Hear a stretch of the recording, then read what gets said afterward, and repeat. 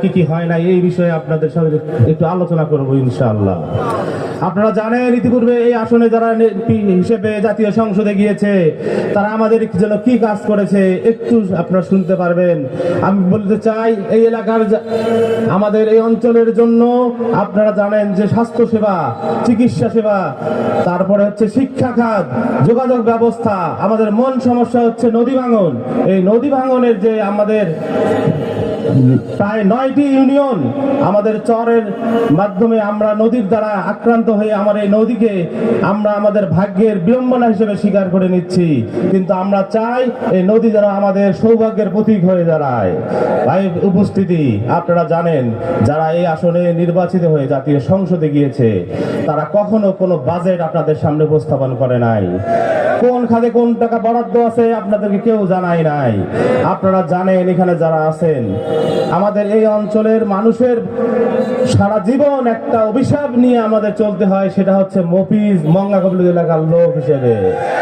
আপনারা জানেন কি কারণে অন্যান্য জেলার লোকদের আপনাদেরকে মঙ্গা কবলিত মফিজ বলে, এটা আমরা ভালো করে জানি, কিন্তু আমি বলতে চাই সেই সব জেলার মানুষকে আমরা মফিজ নই, আমরা হচ্ছে খেটে খাওয়া মানুষ, পরিশ্রমী মানুষ, সহজ সরল মানুষ। আমরা এই অঞ্চলের মানুষ কাজ চাই, কর্মসংস্থান চাই। আমাদের এই অঞ্চলের যারা নেতা ছিল কখনোই আমাদের কথা চিন্তা করে নাই, আমাদের কর্মসংস্থানের বিষয়ে কোন রকম কার্যক্রম তারা আমাদের এই অঞ্চলের মানুষকে দেখাতে পারে নাই।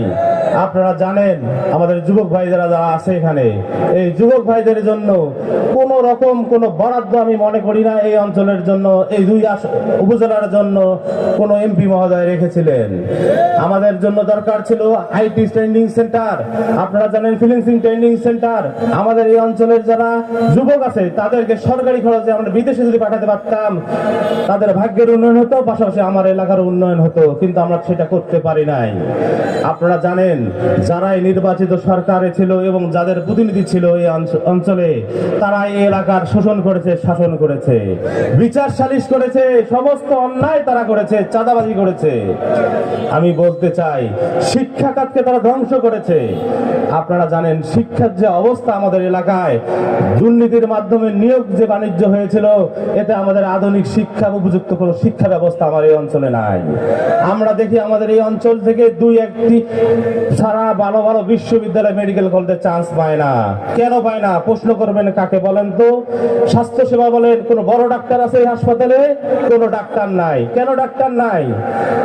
শুধুমাত্র এমবিবিএস দুই একটি ডাক্তার আছে, বড় ডাক্তারের জন্য আমাকে যেতে হয় রংপুর বা কুড়িগ্রামে, ওষুধের কোনো ব্যবস্থা নাই। আমার যে মা বোন আছে এই মা বোনদের জন্য